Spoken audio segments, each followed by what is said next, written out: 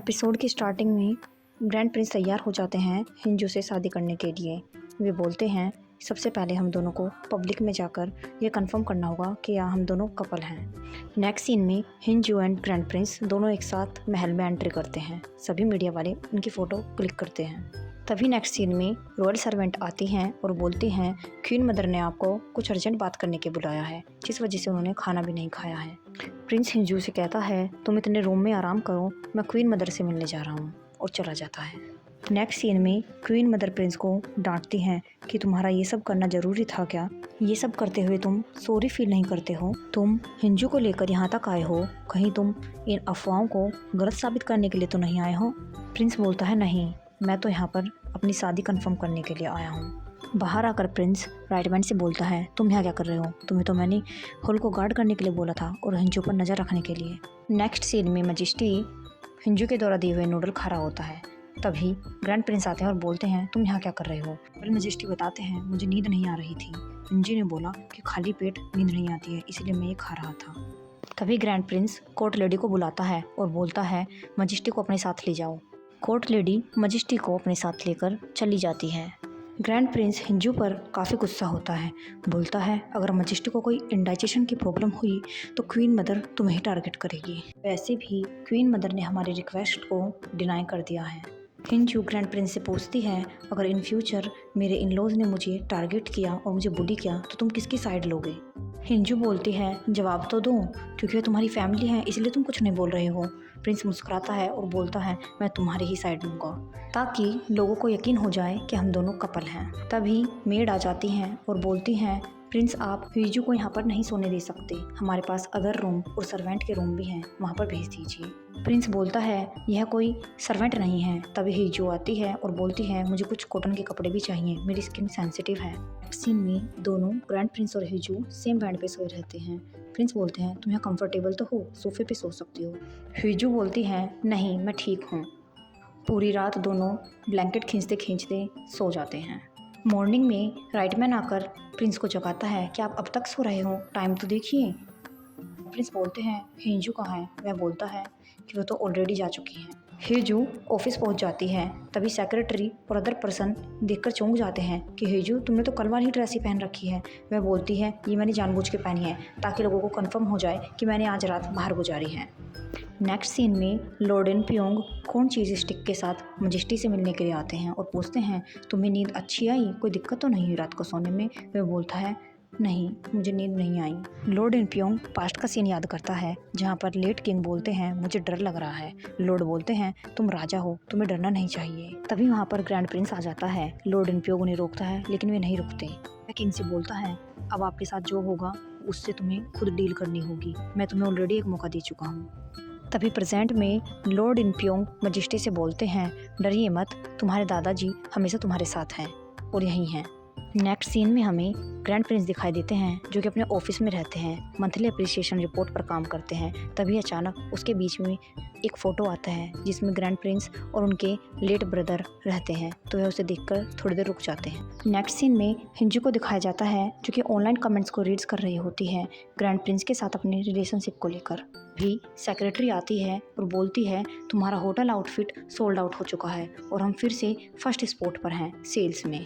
तभी हिंजू के रूम में प्राइम मिनिस्टर मिन आ जाते हैं उनसे मिलने के लिए। तभी लोग ऑफिस में बातें करने लगते हैं कि ये कितने हैंडसम हैं और यहाँ क्यों आए हैं। मिनिस्टर मिन हिंजू से पूछते हैं क्या तुम सच में प्रिंस से शादी करना चाहती हो? लेकिन तुम दोनों तो अभी अभी मिले थे, तुम डेटिंग के बारे में सोच सकती हो।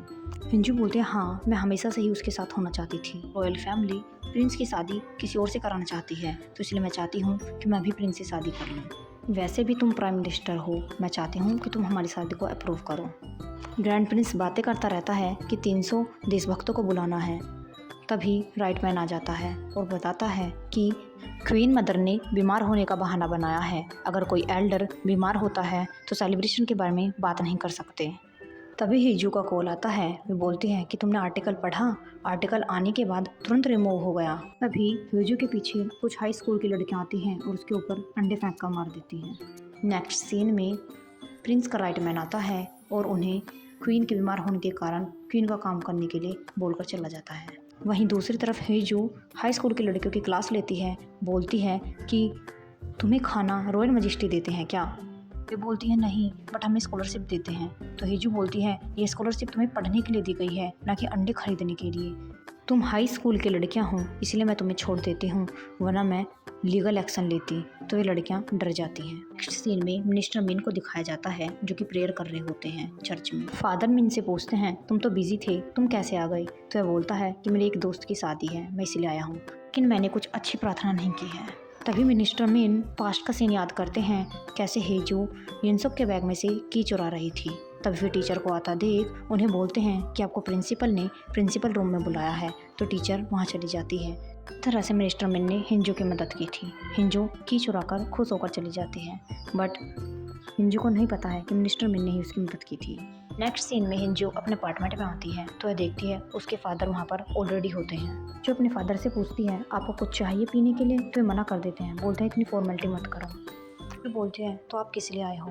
तो वह बोलता है कुछ दिनों में तेजू की मदर की डेथ एनिवर्सरी है, तुम्हें तो याद नहीं होगा। तभी हमें पास्ट का सीन दिखाया जाता है। मेड आकर बोलती है कि एक लड़की घर के बाहर खड़ी है जो कि कुछ भी बोलने से मना कर रही है। चेयरमैन पूछते हैं तुम्हारी फैमिली मेंबर कहाँ है? तो वह बोलती है मैं ली जो योन की बेटी हूँ, शायद तुम तो मेरे फादर हो ना। सुनते ही सब लोग चौंक जाते हैं। यह सब सुनकर तेजू की मोम बेहोश हो जाती है। नेक्स्ट सीन में हमें दिखाते हैं हेजू के मार्क्स अच्छे आते हैं तो वह अपने फादर से बोलती है कि मुझे भी तेजू जैसी बाइक चाहिए। नेक्स्ट सीन में वह जब पास होती है तो वह बोलती है मुझे भी तेजू से बड़ी बिल्डिंग चाहिए।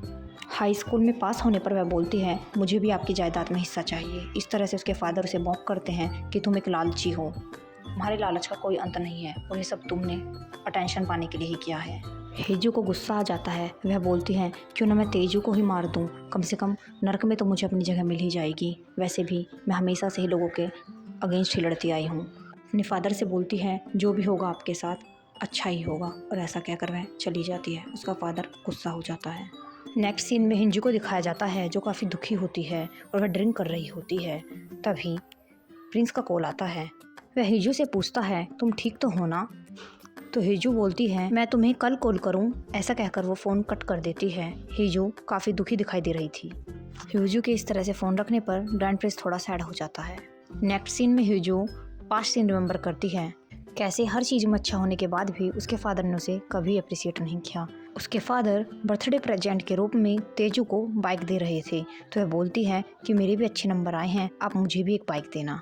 नेक्स्ट सीन में वह फादर को अपना रिपोर्ट कार्ड देती है और बोलती है मुझे भी बिल्डिंग चाहिए, तेजू की बिल्डिंग से बड़ी। यह सुनकर उसका फादर गुस्सा हो जाता है। नेक्स्ट सीन में वह अपने फादर से बोलती है मुझे भी इस प्रॉपर्टी में हिस्सा चाहिए। यह सुनकर उसका फादर सोकड़ हो जाता है। हिंजू ये सब सोच ही रही थी, तभी डोरबेल रिंग करती है। वह सोचते हैं इतनी रात को कौन आया होगा, तो वह बेसबॉल बैट लेकर जाती है। वह गेट खोलती है तो देखती है प्रिंस आए हुए हैं। वहीं पर राइटमैन ग्रैंड प्रिंस के लिए टी लेकर आता है तो वह देखता है ग्रैंड प्रिंस तो वहाँ नहीं है। वहीं पर हिंजू ग्रैंड प्रिंस को देखकर शॉक हो जाती है और पूछती है तुम यहाँ क्या कर रहे हो? प्रिंस उसे सबवे फूड ला कर दे देता है। वह पूछती है तुम ये खुद लाए हो? तो वह बताता है कि मैंने स्टोर से पिक किया है।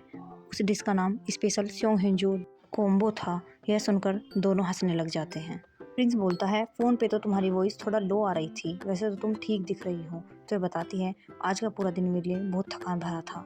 सोशल मीडिया पर हेट कमेंट को मैनेज किया, मेरे फादर भी अचानक से आ गए और मुझे नीचा दिखाने लगे, और फिर तुम्हारे फैंस उन्होंने मुझे अंडे से हिट किया। तो प्रिंस पूछता है तुम ठीक हो ना, तुम्हें कहीं चोट तो नहीं लगी? वहीं दूसरे सीन में क्वीन मदर को दिखाया जाता है जो कि सीसीटीवी फुटेज देख रही होती है। तभी वह फ़ोन करती है और ऑर्डर देती है कि इन्वेस्टिगेशन की ज़रूरत है। नेक्स्ट सीन में रॉयल प्रिंस हिंजू को अपने प्राइवेट मेंशन में लेकर आ जाते हैं तो सभी हाउस वर्कर शॉक्ड हो जाते हैं। तो ये बोलते हैं मुझे इनकी सेफ्टी की चिंता थी, इसलिए मैं यहाँ पर लेके आया हूँ। वहीं पर हिंजू लवी डवी की तरह हाउस वर्कर के सामने एक्ट करती है। दूसरी तरफ प्रेसिडेंट मैनेजर को दिखाया जाता है जो कि फीमेल लीड को उनका रूम दिखाते हैं और बोलते हैं अगर आपको किस चीज़ की ज़रूरत है तो बता दीजिएगा। फीमेल लीड पूछती है मैं तुम्हें किस नाम से बुलाऊं? तो वह बोलता है आप मुझे स्टुअर्ट नाम से बुला सकते हो। मैनेजर हिंजू से पूछता है मैं आपको किस नाम से बुलाऊं? तो हिंजू उसे अपना बिजनेस कार्ड दे देती है जो बोलती है तुम मुझे मिस स्योंग के नाम से बुला सकते हो। मैनेजर उसे लेडीशिप कहकर एड्रेस करता है। नेक्स्ट सीन में प्रिंस हिंजू को कॉल करता है और उसे पूछता है तुम्हें रूम कैसा लगा? तो वह बोलती है यह तो मुझे हिस्टोरिकल ड्रामा का सेट सा लग रहा है। जो प्रिंस से पूछती है आप सोए नहीं हो अब तक? वह बोलता है मुझे कुछ काम है। तो वह बोलती है मेरी मदद चाहिए क्या? नेक्स्ट सीन में प्रिंस और हीजू को दिखाया जाता है, लेकिन हीजू को पॉलिटिकल इशू के बारे में कुछ नहीं पता होता, तो वह अदर क्वेश्चन पूछने लगती है। तो प्रिंस पूछते हैं तुम इस तरह से मेरी मदद करोगी, तो वह बोलती है मुझे पॉलिटिकल इशू के बारे में कुछ नहीं पता है। प्रिंस हीजू से बोलता है क्या जानना चाहती हो तुम। हीजू प्रिंस से बोलती है आप मुझसे शादी क्यों कर रहे हो। प्रिंस बोलता है यह जानना थोड़ा लेट नहीं है।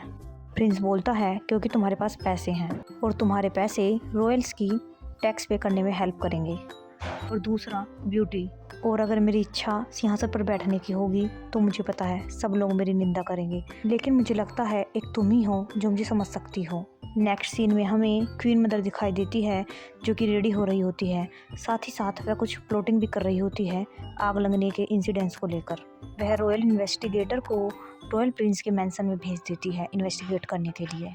सभी रॉयल इन्वेस्टिगेटर आ जाते हैं ग्रैंड प्रिंस के मैंसन में और हिंजू से क्वेश्चन पूछने लगते हैं कि तुम रेस्ट्रिक्शन एरिया पर क्या कर रही थी, कोई तुम्हारे साथ था, तुम वहाँ किसी से मिली, प्लीज़ हमारी मदद करो इन्वेस्टिगेशन में। हिंजू बोलती है तुम्हारे पास वारंट है।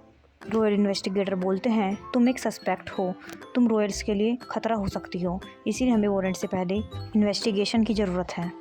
इसके साथ साथ सभी इन्वेस्टिगेटर हिंजू की कंपनी में भी पहुंच जाते हैं और उसकी सभी फाइलों को अपने साथ ले जाने लगते हैं। नेक्स्ट सीन में हिंजू ग्रैंड प्रिंस को कॉल करती है, बट ग्रैंड प्रिंस उसका कॉल पिक नहीं कर रहे होते हैं। हाउस मैनेजर बोलता है कि वह पूर्वजों की पूजा में व्यस्त होंगे तो वह फ़ोन नहीं उठाएंगे।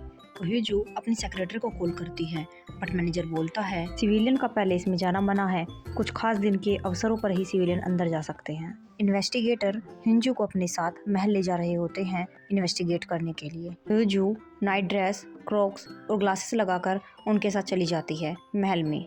ये तो वही बात हो गई, एल लग जाए पर सान ना जाए। दूसरी तरफ सेक्रेटरी अंदर जाने के लिए कोशिश करती रहती है, लेकिन उसे अंदर गार्ड जाने नहीं देते। तभी हाउस मैनेजर आता है और उतर कर स्कूटी से अपनी सील दिखाता है। तभी वो पास्ट में याद करता है कि कैसे हिंजू ने सील को टॉयलेट में छुपा रखा था। मैनेजर ग्रैंड प्रिंस की सील को देखकर चौंक जाता है। हिंजू बोलती है ऐसी क्रिटिकल सिचुएशन के लिए ही मैंने इसे यहाँ पर छुपा रखा था, प्लीज़ हमारी मदद करना। रॉयल शील्ड को देखकर गार्ड उन्हें अंदर जाने के लिए अनुमति दे देते हैं, बट जैसे ही वे अंदर जाते हैं तो रिचुअल स्टार्ट हो जाता है, तो वे एंटर नहीं कर सकते। हिंजू की सेक्रेटरी देखती है कि प्रिंस का राइट मैन आउटसाइड ही खड़ा है, तो इसके पास जाकर उसे बोलती है चलो हमारे साथ चलो। नेक्स्ट सीन में हिंजू को दिखाया जाता है जो कि रॉयल इन्वेस्टिगेटर से पूछती है तुम मुझसे क्वेश्चन महल के अंदर करोगे। तभी ग्रैंड प्रिंस की एंट्री होती है। इन्वेस्टिगेटर ग्रैंड प्रिंस से पूछते हैं आप यहाँ क्या कर रहे हैं, आज तो एंसेस्टर सेरेमनी हो रही है ना, रॉयल मैजेस्टी तो वहीं है। ग्रैंड प्रिंस इन्वेस्टिगेटर से बोलता है बिना मेरी और रॉयल मैजेस्टी के परमिशन के तुम यहाँ क्या कर रहे हो। अभी क्वीन मदर आ जाती है और बोलती है मेरी परमिशन से। मैंने सुना है कि फायर केस के प्राइम सस्पेक्ट की पहचान हो गई है, कहीं एविडेंस ना मिट जाए, इसलिए मैंने परमिशन दी है। मुझे पता नहीं था तुम भी यहीं पर होगे। ड्रेस कोड से अलग तरह के कपड़े पहन के आना और महल के लोगों को डराना, मैंने सुना है जब यह आग की घटना हुई थी तो यह वहीं पर थी, तो यह एक एविडेंस ही तो है। प्रिंस बोलता है अगर ये एविडेंस है तो मैं भी सस्पेक्ट हूँ, ये तो मुझ पर भी अप्लाई होगा। तभी हिंजू की फ्रेंड उसके पैर में लात मार देती है और बेहोश होने की एक्टिंग करती है, तो प्रिंस उसे कैरी कर ले जाता है। हिंजू को बेड पर लेटाकर बोलता है अब तुम अपनी आंखें खोल सकती हो। हिंजू बोलती है मैं जेल जाने वाली हूँ। प्रिंस बोलते हैं तुम्हें डर लग रहा है क्या। हिंजू बोलते हैं नहीं मुझे डर नहीं लग रहा है, मैं तो ये सोच रही हूँ मैं किस लॉयर को हायर करूँ। तुम्हें तो पता ही है क्वीन मदर आज मेरी रेपुटेशन ख़राब करना चाह रही थी और तुमने मेरी साइड ली। सभी ने वहाँ पर यह देखा। सभी लोग हिंजू और प्रिंस के बारे में बातें करने लग जाते हैं कि दोनों सच में एक दूसरे से कितना प्यार करते हैं। प्रिंस ने किस तरह से हिंजू को होल्ड कर रखा था। हमें नहीं लगता है कि हिंजू कोई सस्पेक्ट है। क्वीन मदर हिंजू और प्रिंस की बारे में सब लोग बातें कर रहे हैं, यह सुनकर उनके हाथों से कप गिर जाता है और वह बहुत गुस्सा होती है। क्वीन मदर कोर्ट लेडी से पूछती हैं कोर्ट लेडी इन तुम्हें क्या लगता है वे सच में एक दूसरे से प्यार करते हैं। प्रिंस हिंजू को कार तक छोड़ने आता है और बोलता है आज मुझे बहुत काम है, वैसे मुझे कोई देख रहा है, अपने राइट मैन को देखते हुए ये सब बोलता है। हिंजू प्रिंस से बोलती है अगर तुम्हें नींद नहीं आए तो मुझे कॉल कर सकते हो, देर रात तक मत जागना। नेक्स्ट सीन में हिंजू प्रिंस के प्राइवेट रेजिडेंस पर आ जाती है, उसे देखकर सब लोग खुश होते हैं। हिंजू मैनेजर को क्रेडिट देकर बोलती है कि तुमने आज मेरी बहुत मदद की, थैंक यू। नेक्स्ट सीन में हिंजू यह सोच रही होती है कि उसे प्रिंस ने किस तरह से कैरी किया। तभी वह प्रिंस को कॉल कर देती है। बोलती है, प्रिंस तुम अभी तक जाग रहे हो? मैं तो ये सोच रही थी कि क्यों ना मैं अपना वजन कम कर लूँ जिससे मैं विक्टिम दिखूं। प्रिंस बोलता है, कल से तुम्हारे पास रॉयल गार्ड होंगे। हिंजू बोलती है, लेकिन हमारी तो अब तक शादी नहीं हुई, यह सब अलाउ है? कुछ क्रेजी स्टंट करना चाहोगे प्रिंस? मैं कुछ करती हूँ। ऐसा बोलकर वह बाहर निकल जाती है। हिंजू कार ड्राइव करके महल पहुंच जाती है। वह प्रिंस को कॉल करती है। वह देखते हैं कि प्रिंस वॉल के दूसरी साइड खड़े हैं, तो स्टूल लगाकर वॉल के पास खड़ी हो जाती है। तो दोनों इस तरह से एक्ट करते हैं जिससे लोग समझे कि दोनों प्यार में पागल हैं। और प्रिंस को पीने के लिए मैग्नीशियम सल्फेट और ड्रिंक देती है और प्रिंस से बोलती है, तुम्हें नहीं लगता मैं कितनी सपोर्टिव वाइफ हूँ? प्रिंस हिजू को देख रहा होता है और बोलता है, ऐसे ही रहो, और उसे किस कर देता है। यहीं पर हमारा 3rd एपिसोड समाप्त हो जाता है। Thank you for watching.